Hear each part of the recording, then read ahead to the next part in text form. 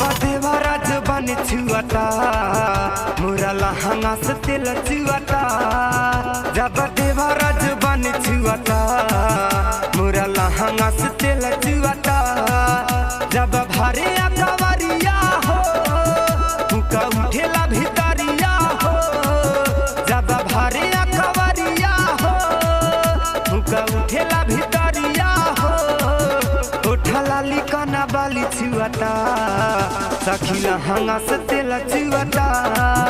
जब देवरा जबान छुआता मोरा लहंगा से तेल चुआता।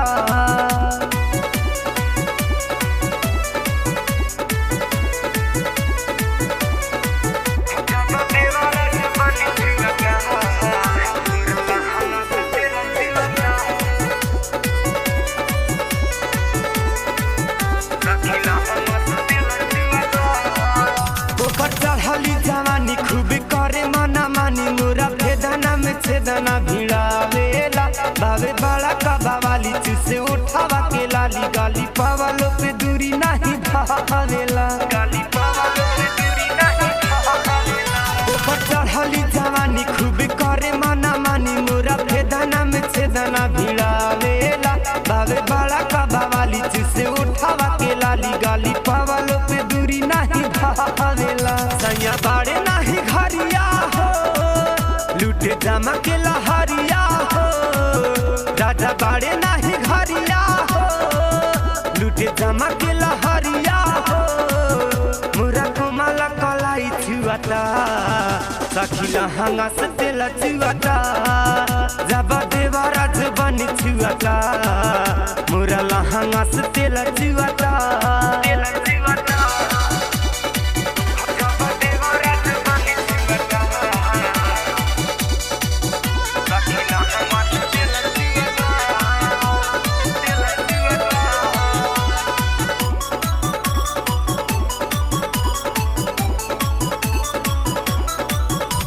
परदेसी लाल सखी बुझे नहीं हाल। हम फोनवा पे केतनो बताइले लागे बची नहीं खाती लूटी रामी के से घाटी। दूरी भागी भागी एन्हे ओन्हे जाइले।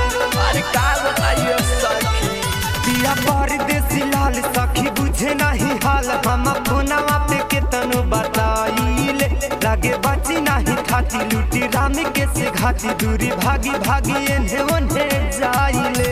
बावे बड़ा आकार हरी हो राते फाड़ा लक्ष्मा सहरी हो। बावे बड़ा आकार हरी हो राते फाड़ुए मसहरी हो। गोरे गलिया के छाली छुआता सखी लहंगा से तेल चुआता। जब देवरा जबान छुआता मोरा लहंगा से तेल चुआता। बड़ा चेकू देवर मिलल बा सखी।